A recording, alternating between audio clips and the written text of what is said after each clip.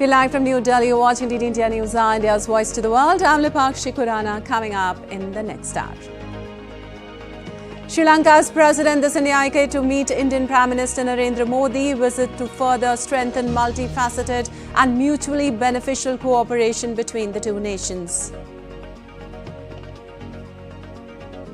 Hundreds feared dead on France's Mayotte as Cyclone Chido leaves a trail of death and destruction, damage to airports and electricity distribution in the French Indian Ocean territory hinder relief ops. South Korea Constitutional Court begins review of Yoon impeachment over his December 3rd martial law attempt. Investigators plan to question him this week.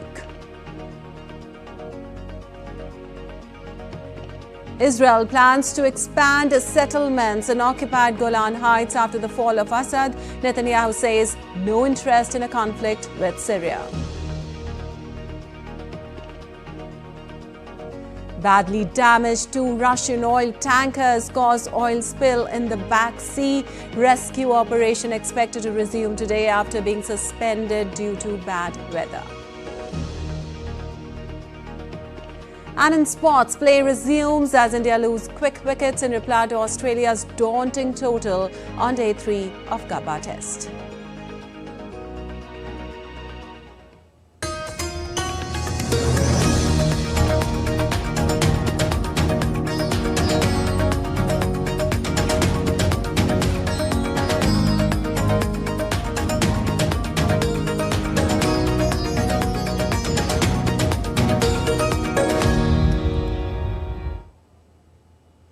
And now Sri Lankan President is here in India today and he's going to be accorded a ceremonial reception very soon. Sri Lanka's President Dissanayake arrived on a 3-day visit to India, and this is Dissanayake's first overseas visit since being elected the island nation's president on September 23rd.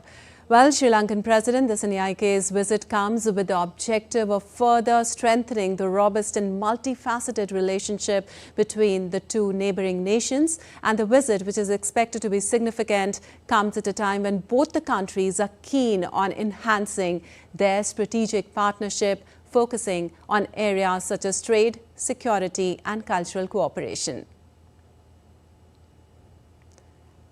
And now let's see this report. A warm welcome to the recently elected Anura Kumara Dissanayake in New Delhi by India's Minister of State for Information and Broadcasting, L. Murugan. The Sri Lankan President on Sunday began his maiden 3-day state visit to India after assuming office.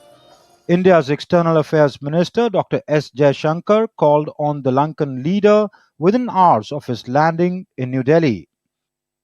Prior to his arrival, while announcing Dissanayake's visit, India's Ministry of External Affairs had said President Dissanayake is set to meet his Indian counterpart. He'll hold discussions with India's Prime Minister Narendra Modi. The two leaders will take up bilateral issues of mutual interest. He will also participate in a business event in Delhi. The event is to promote investment and commercial linkages between India and Sri Lanka. The Lankan president will also visit Bodh Gaya during his India visit. The Foreign Ministry further said that Sri Lanka is India's closest maritime neighbor. Sri Lanka also holds a central place in PM's vision of Sagar and India's neighborhood first policy. Sagar stands for security and growth for all in the region. Sri Lankan leader's visit to India assumed significance after his party's victory with a 2/3 majority in the recent parliamentary election and amid his government's efforts to rebuild the country's crisis-hit economy. The invitation for the visit was extended by India's External Affairs Minister, who travelled to Colombo shortly after Dissanayake's electoral victory. Dr. Jaishankar was the first foreign dignitary to visit Sri Lanka following the National People's Power or the NPP alliance's government's rise to power. India remains among Sri Lanka's largest trading and investment partners. It provided a multifaceted assistance to the island nation of over $4 billion during its 2022 economic crisis. Bureau Report, DD India. And for more on Sri Lankan President's visit to India, Jessica joins us live. Well, Jessica, this is President Dissanayike's first bilateral visit to India since he assumed presidency this year. What can we expect when he meets Prime Minister Modi for bilateral talks? So what's on the agenda? That's correct. And when he meets the Prime Minister, expect the bilateral talks to enhance further trade and connectivity between the two countries. As you recall, Sri Lanka has been an important maritime partner, as well as the report pointed out, very crucial to India's Sagar policy, which is security and growth for all in the region, especially in the Indian Ocean, where India sees about 80% of its oil imports cross from there, an important trade hub as well. So Sri Lanka being an important partner there. Apart from that, with the way things and relationship between the two countries have progressed over the years, expect talks on energy connectivity projects as well later in the day. And also President Anura Dissanayake would also meet with a business delegation at an event due to be held in New Delhi, and after that he goes to Bodh Gaya. So for an important packed schedule for the Sri Lankan president as he makes his maiden visit after being elected as Sri Lanka's president. He gained a thumping majority in the recent parliamentary elections as well. So of course the leaders have a lot to discuss, especially talking. Okay, Jessica, just hold on with us while we take our viewers live, where a ceremonial reception is being accorded to the Sri Lankan president, who's on a 3-day visit to India since yesterday. Sri Lanka's President Dissanayake arrived on a 3-day visit to India, and this is Dissanayike's first overseas visit since being elected the island nation's president on September 23rd. Sri Lankan President Dissanayike's visit comes with the objective of further strengthening the robust and multifaceted relationship between the two neighbouring nations. And the ceremonial reception, held with great diplomatic importance, is an opportunity to highlight the cordial relations between the both countries, between India and Sri Lanka.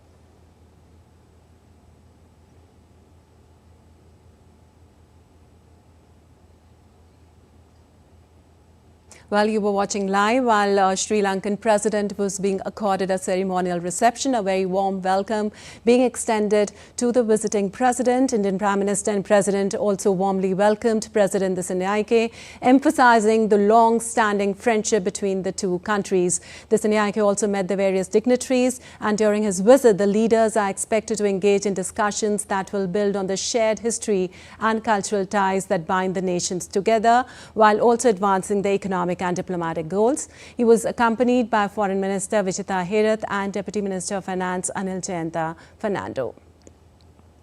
Also, Dissanyake's visit to India is expected to further foster the multifaceted and mutually beneficial bilateral ties. And now let's go back to Jessica for more on this. Well, Jessica, considering the history of Dissanyake's party and stances on specific issues, how do you think both sides will navigate their ties from this visit onwards?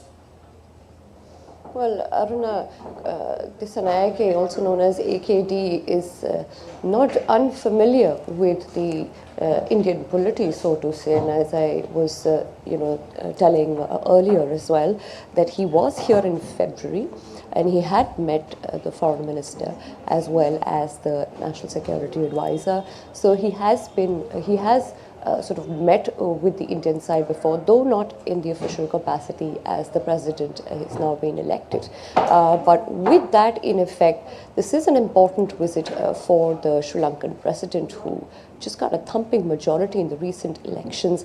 And as you'd see, the kind of economic downturn and the political turmoil that Sri Lanka has seen over the years, his party was given a massive mandate this time around. So a lot that Dissanayake would look forward to in this trip, particularly also especially on how to take forward the energy connectivity project. One will have to wait on how that, on what the discussions on that would be. But for the moment, of course, seeking investments from the Indian business community would also greatly benefit Sri Lanka at this point, which is looking to improve its economic situation back home. Remember, one of the big poll promises that AKD had promised during his election campaign was the salaries that were halved, the situation on ground that had reduced people to massive poverty. You'd recall just about a year or two ago, people were lining up outside petrol stations for 12 hours to get fuel, to get other basic supplies. Those things somehow have changed, but Sri Lanka is still not out of the woods, and its debt is almost 100% of its GDP. So still a long way to go for Sri Lanka, and also especially when it comes to its IMF bailout package and its possible default if it doesn't repay that debt by the year 2028. So it would need India's assistance. And let's not forget, just about 2 months ago, India had extended Sri Lanka's debt repayment of roughly around $1.75 billion, providing much relief to the country at that point in time. And perhaps AKD or Aruna Dissanayake making his maiden visit, his first visit after being elected to India, is certainly significant, right, and goes on to show that India will always be an important partner, and India in return does not shy away from the fact that neighborhood first policy is still very close to its heart and will continue to be so in the coming future. India is, of course, a very important partner to Sri Lanka. Thank you so much, Jessica, for all those details. And a sad news coming in. Tabla Mastro Ustad Zakir Hussain passes away at the age of 73. The family in a statement said that Hussain died due to complications arising out of idiopathic pulmonary fibrosis. It added that he leaves behind an extraordinary legacy cherished by countless music lovers around the globe, with an influence that will resonate for generations to come. Well, the percussionist, one of India's most celebrated classical musicians, received the Padma Shri in 1988, the Padma Bhushan in 2002, and the Padma Vibhushan in 2023.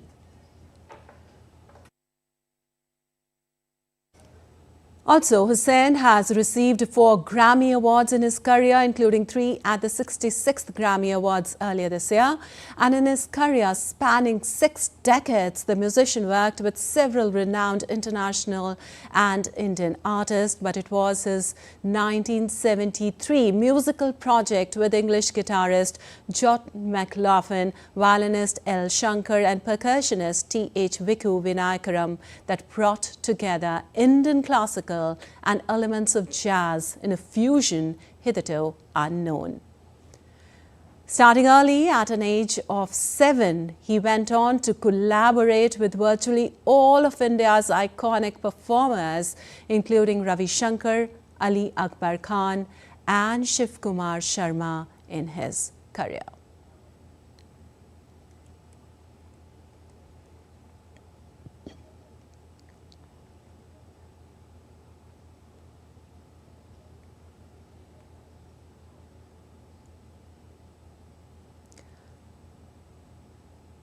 Well, one of the most loved figures of India and around the world, the percussionist, one of India's most celebrated classical musicians who received the Padma Shri in 1988, Padma Bhushan in 2002 and Padma Vibhushan in 2023. We lost him today morning.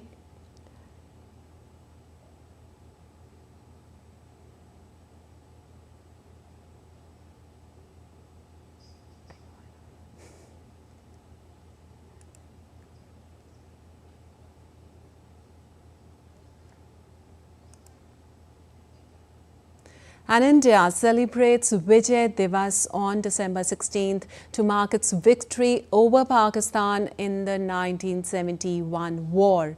The war led to the liberation of East Pakistan and the creation of Bangladesh, and the day commemorates the sacrifices made by the defense forces in the decisive war. Aarti Rana has this report.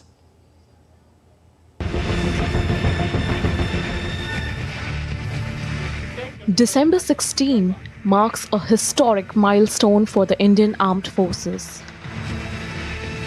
It commemorates the exceptional sacrifice and triumphant victory of India in the War of 1971. The India-Pakistan War was triggered by the rebellion in erstwhile East Pakistan against Islamabad government. Following the victory of the Sheikh Mujibur Rahman-led Awami League in the 1971 elections, the Pakistani army used force to influence the results, leading to an exodus of people from Bangladesh. This compelled India to intervene.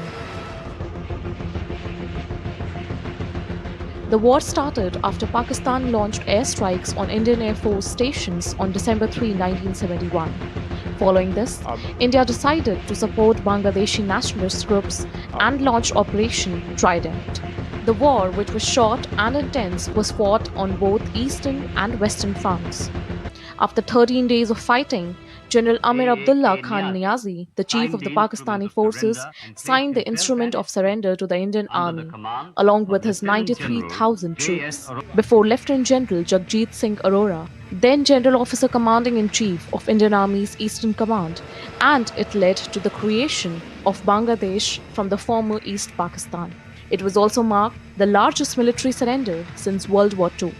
Vijay Divas celebrates the fearless vim and vigor of our Indian Armed Forces. It marks the greatest victory for the Indian Armed Forces and a defining moment in the history of Indian subcontinent.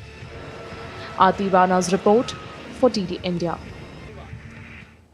Well, on the occasion of Vijay Divas, India's leadership paid tribute to the fallen soldiers during Indo-Pakistan War of 1971.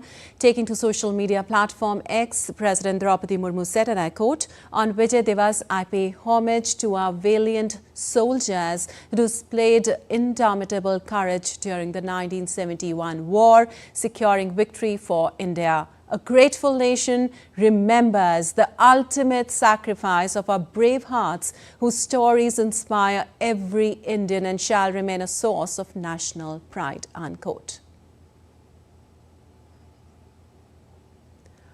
Also, Vice President Jagdeep Dhankar too remembered the fallen heroes, saying, and I quote, "On Vijay Divas, we pay homage to the martyrs of the 1971 war and honor the unmatched gallantry of our armed forces, the heroic valor and selfless sacrifices which led to a historic triumph continue to inspire every Indian. We remain forever indebted to their service to the nation, unquote. Also, Defence Minister Rajnath Singh too paid tribute, saying, and I quote, "Today, on the special occasion of Vijay Divas, the nation salutes the bravery and sacrifice of India's armed forces. Their unwavering courage and patriotism ensured that our country remained safe. India will never forget their sacrifice and service," unquote. While Defence Minister Rajnath Singh and also top military brass paid homage to 1971 war heroes on Vijay Divas.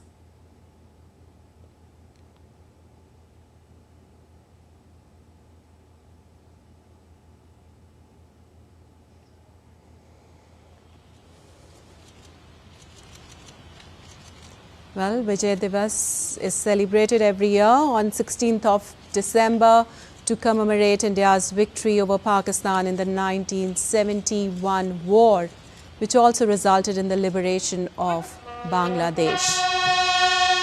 The day represents a high point in India's history, and on this day, the country salutes the bravery and sacrifice of the armed forces.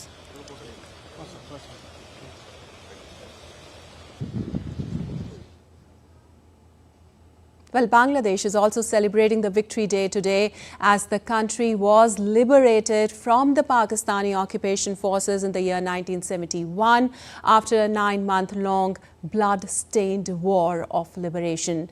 President Mohammad Shahabuddin and Chief Advisor Professor Mohammad Yunus will lead the wreath-laying ceremony, and various groups will follow to pay their respects.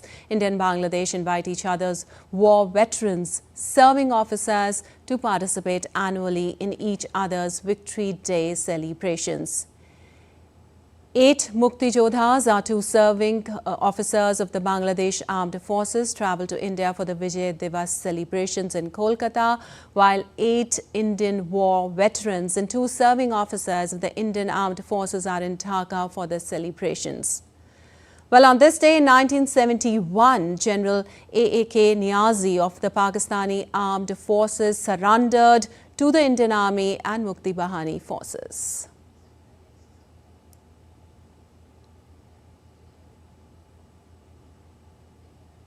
And still to come in DD India News Hour. Netanyahu discusses efforts with Trump to secure release of hostages held by Hamas in Gaza. In a show of support, Qatar to reopen embassy in Syria after 13 years following the removal of Bashar al-Assad from power.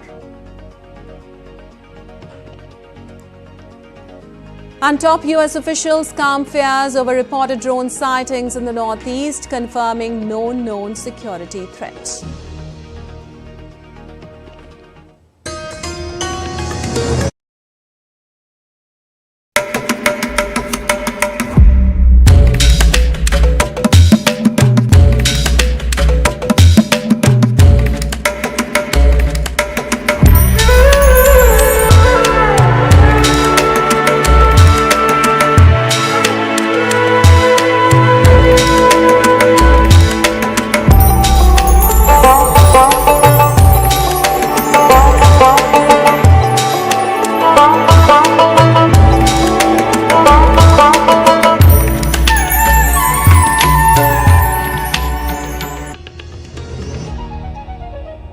Welcome back. You're watching DD India News. I'm Lepakshi Khurana. Now, a quick time for a recap. Sri Lanka's President Dissanayake to meet Prime Minister Narendra Modi, visit to further strengthen multifaceted and mutually beneficial cooperation between the two nations. Hundreds were dead on France's Mayotte as Cyclone Chido leaves a trail of death and destruction. Damage to airports and electricity distribution in the French Indian Ocean territory hinder relief ops. South Korea court begins review of Yoon impeachment over his December 3rd martial law attempt. Investigators plan to question him this week. Israel plans to expand settlements in occupied Golan Heights after the fall of Assad. Netanyahu says he has no interest in a conflict with Syria. Badly damaged, 2 Russian oil tankers cause oil spill in the Black Sea. Rescue operation expected to resume today after being suspended due to bad weather. And in sports, India lose quick wickets in reply to Australia's daunting total at Gabba, Brisbane on day 3 of Border Gavaskar Trophy.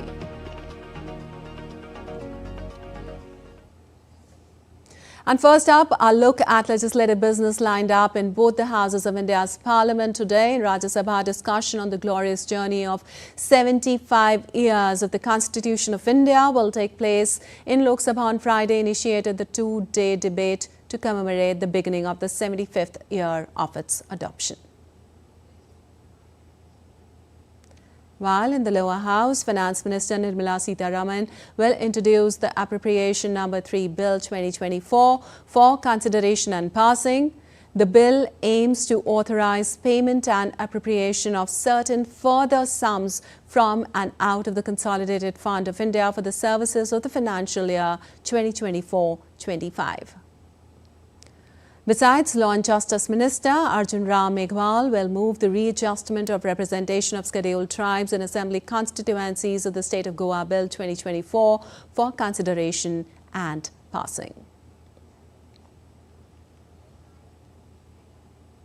And for more on the proceedings of Parliament today, Anil Thomas joins us live. Well, Anil, as this is the last week for the Parliament to function, which bills are likely to be introduced today?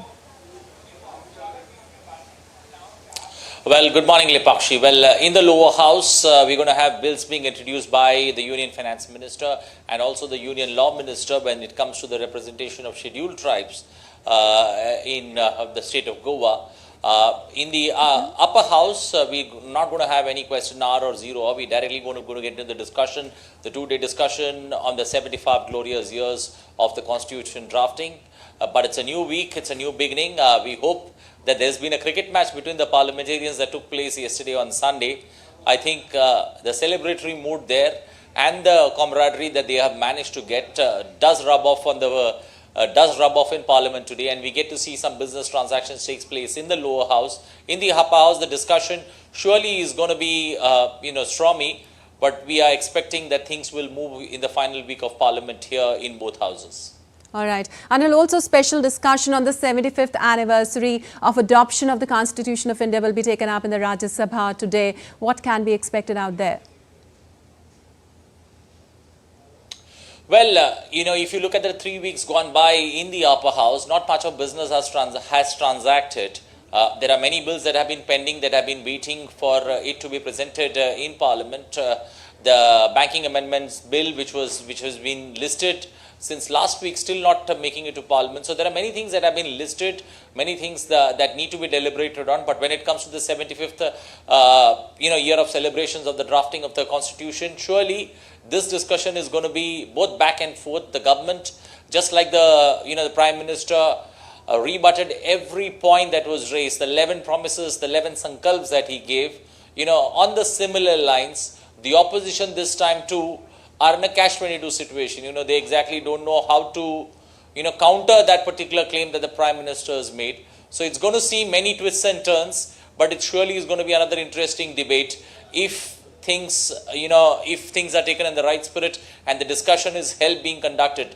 Remember, the last week, entire week has been washed out with the opposition creating disruptions over certain issues that they raised, the treasury benches countering them with the link between George Soros and Sonia Gandhi, and that's been a cause of concern. There's not been any headway that the upper house has been able to make in the week gone by and the week before, except for the second week in winter session where some legislative business did take place in the upper house, where Union Petroleum Minister Hardeep Singh Puri managed to get one bill passed. Not much of headway has been made in the upper house. So if one takes a look at how the situation has been gone by, Not much expected, but a new beginning, a new week surely would, create some hope that things in the final week we have something positive taking place in the upper house of parliament. Absolutely. Thank you so much, Anil, for all those details.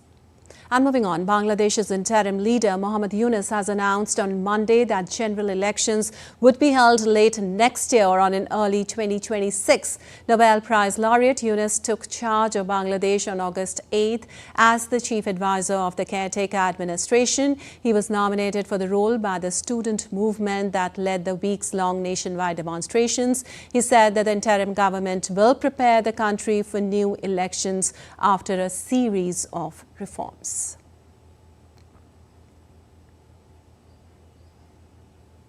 And moving on, several homes and trees were destroyed in the French archipelago of Mayotte in the Indian Ocean after Cyclone Chido swept through the region. Aerials filmed by the French overseas gendarmerie showed a devastated island after Cyclone Chido swept through overnight, bringing winds of more than 200 kilometers per hour. The French Interior Ministry said that several hundred people may have been killed and damaged to makeshift housing, government buildings and a hospital. Rescue personnel were dispatched to help pick up debris. The authorities added concerns about access to food, water and sanitation have also been raised after the storm. Cyclone Chido was the strongest storm in more than 90 years to hit the islands. Difficile à dire. It's extremely difficult to say. I think there will certainly be several hundreds, perhaps approaching 1,000 or even a few thousands. I was myself at the command center with all my colleagues. Like each of us, we experienced this event. Inevitably, there is a much higher count.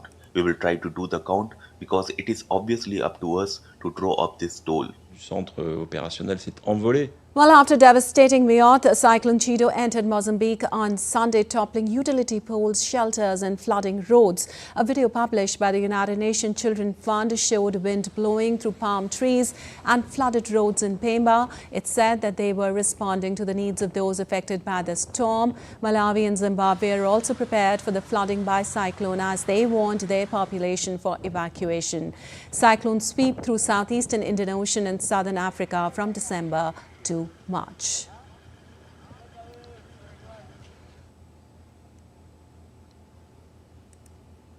And South Korea's Constitutional Court has started proceedings to decide on the validity of impeachment of President Yoon over his martial law attempt, while investigators plan to question him this week. The court has around 6 months to determine whether to uphold the impeachment. Fresh elections must be held within 2 months if he is removed. Yoon and a number of senior officials face potential charges of insurrection for the short-lived martial law. A joint team of investigators from the police, the Defense Ministry and an anti-corruption agency are planning to call Yoon in for questioning on Wednesday. On Sunday, Yoon did not appear in response to a summons for questioning by a separate investigation by the prosecutor's office. His presidential powers will be suspended until the Constitutional Court decides whether to formally remove him from office or reinstate him. Yoon remains under a travel ban while the probe is underway. Meanwhile, leader of South Korea's ruling party, Han Duck-soon, said that he was stepping down 2 days after the parliament passed impeachment vote. Despite party backlash over his calls for President Yoon's impeachment, Han said he had no regret in doing so. And an Israel update, the Israeli government on Sunday unanimously approved a plan to enhance Israeli settlement building in the occupied Syrian Golan Heights following the toppling of Syria's longtime leader Bashar al-Assad. Israeli Prime Minister Benjamin Netanyahu's office said the government had unanimously approved the demographic development of the occupied territory, which would seek to double the Israeli population there. The new plan is only for the portion of the Golan Heights that Israel has occupied since 1967. In 1981, Israel's Knesset moved to impose Israeli law over the territory in an effective annexation. The seized area, which had been demilitarized as part of an agreement reached after the 1973 war, also includes Mount Hermon, overlooking the Syrian capital, Damascus. In a statement, Netanyahu praised the plan, which provides more than $11 million to increase the settler population. Well, Israeli Prime Minister Benjamin Netanyahu spoke with U.S. President-elect Donald Trump about a recent push to secure the release of Israeli and foreign hostages held by Hamas in Gaza. I discussed all of this again last night with my friend, U.S. President-elect Donald Trump. It was a very friendly, very warm and very important conversation. We talked about the need to complete Israel's victory, and we also talked at length about the efforts we are making to free our hostages. We constantly continue to work tirelessly to return our hostages home, living and dead alike. Well, moving on to Syria, where calm is slowly returning to the streets of Damascus. Children are streaming back to school for the first time since Assad fled. Syrian Christians also attended regular Sunday services for the first time since the dramatic overthrow of President Bashar al-Assad a week ago, in an early test of assurances by the new Islamist rulers that the rights of minorities will be protected. Before Assad fell, historic religious minority groups, including Christians, worshipped freely, and some remained jittery at the prospect of an Islamist government. Syria is home to multiple ethnic and religious minorities, including Christians, Armenians, Kurds, and Shiite Muslims. The Assad family itself belongs to the minority Alawite faith, an offshoot of Shiite Islam in Sunni Muslim majority Syria. Well, tens and thousands of mostly Shiite Muslims have fled Syria for Lebanon in the last week out of fear of persecution by the country's new rulers. And Qatar will reopen its embassy in Syria on Tuesday after it was closed for more than 13 years. The development comes after a week after Bashar al-Assad was removed from power. Doha in recent years did not join efforts by several Arab countries to mend relations with Assad's government and re-establish diplomatic relations with Damascus. Qatar withdrew its ambassador from Damascus after a series of deadly crackdowns by Assad's regime on protesters, violence that led to the 13-year-long civil war. Qatar's foreign ministry said in a statement its decision to reopen the embassy reflects its support for the Syrian people and their struggle to attain their legitimate rights for a dignified life. A Qatari delegation also landed in Syria to meet transitional government officials. They reaffirmed the Gulf Emirates' full commitment to supporting the Syrian people following the success of their revolution. And moving on, top U.S. officials have sought to quell growing concern over reported drone sightings in the country's northeast, reiterating there was no known security threat as authorities monitor the situation. President Joe Biden's administration has faced mounting criticism for not clearly identifying origins of these objects seen hovering over parts of New York and New Jersey. The spate of reported drone sightings began in New Jersey in mid-November, but has spread in recent days to include Maryland, Massachusetts, and other U.S. states. While the sightings have garnered attention and prompted creation of a Facebook page called New Jersey Mystery Drones, Let's Solve It, with nearly 70,000 online members.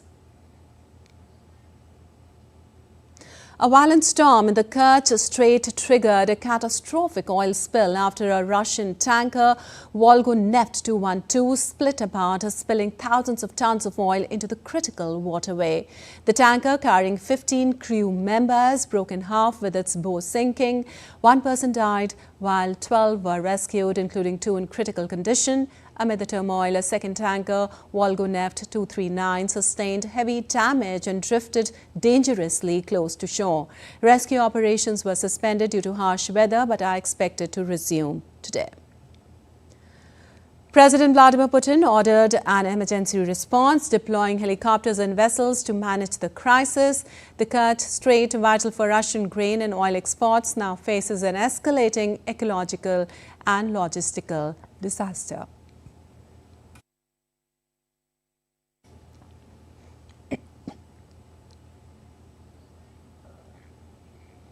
And still to come in DD India News Hour. Indian women's junior hockey team successfully defends their Junior Asia Cup title. And Sydney suburbs light up for Christmas Eve.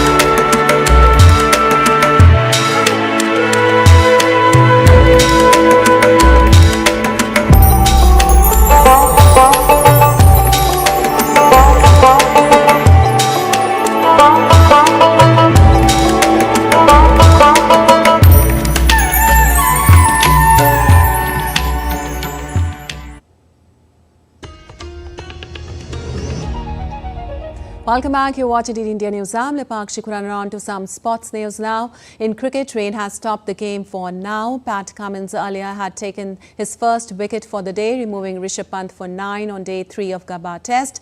Josh Hazlewood earlier removed Virat Kohli as he flopped again and departed for just 3 runs. KL Rahul has now been joined by Rohit Sharma as 4 down and not in any stable position now.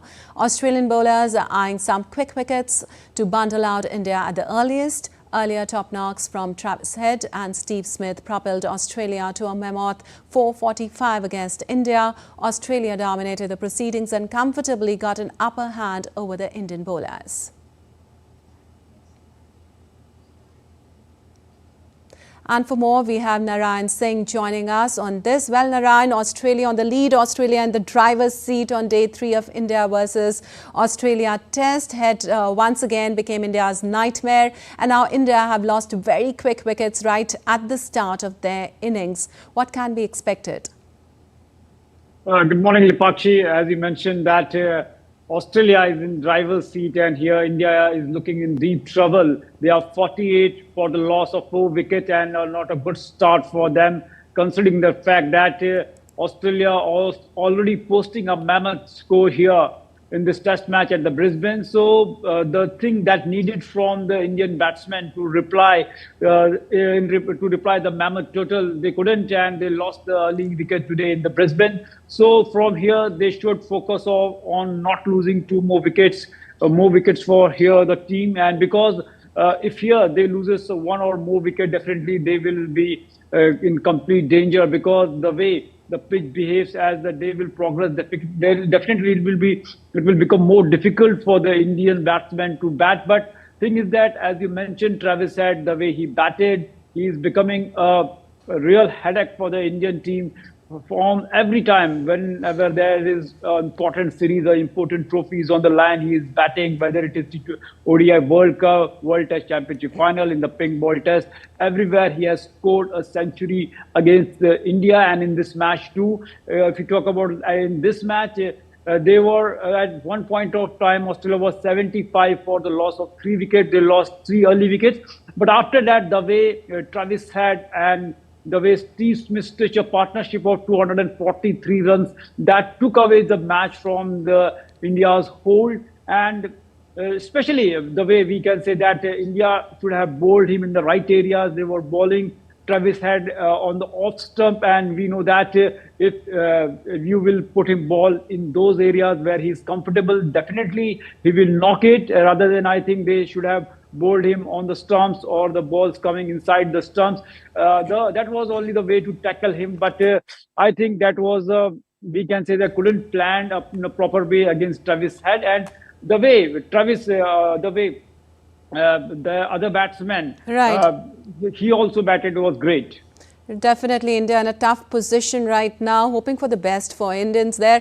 Thank you so much, Narayan, for all those details. Meanwhile, the Indian women's cricket team defeated West Indies by 49 runs in their opening T20 match in Mumbai on Sunday. India's Smriti Mandhana went on to forge a pivotal second wicket partnership of 81 off 44 balls with Jemima Rodriguez, which eventually paved the way for India's win in the first T20 innings. India scored 195 for 4, which is its 3rd highest total in the the format before restricting the visiting team to 146 for 7. Having scored 4 centuries in a calendar year in women's ODIs, Smriti now brought up her 6th half-century of the season in T20 innings. The second match of the 3-match series will be played on Tuesday. An Indian women's hockey team beat China 3-2 in the penalty shootout in the final of the Women's Junior Asia Cup on Sunday to successfully defend its title. Jinzhuang Tan scored the first goal for China, but Kanika Sivach bagged the equalizer in the third quarter for India as the match went into the penalty shootout. India's goalkeeper Nidhi made 3 crucial saves during the penalty shootout to help her side lift the title. Both sides were equal stride for stride in the first quarter as they tried to find an opening goal. It was all to play for in the final 15 minutes of the game as both sides went hammer and tongs in search of a winning goal. In the penalty shootout, Sakshi Rana, Ishika and Sunilita scored for India to defend their title.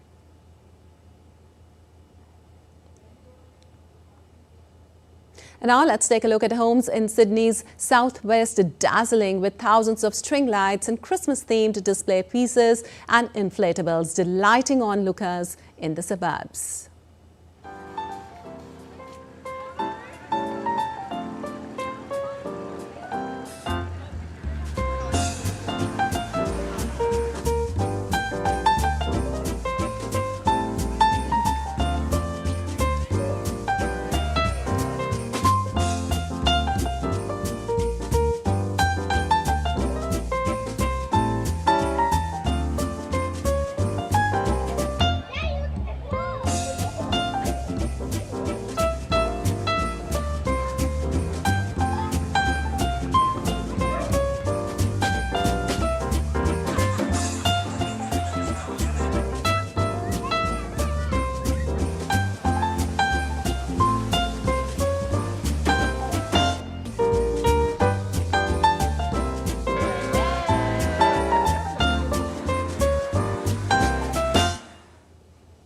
Well, India's public broadcaster Prasar Bharati has recently launched Waves, entering the field of OTT platform.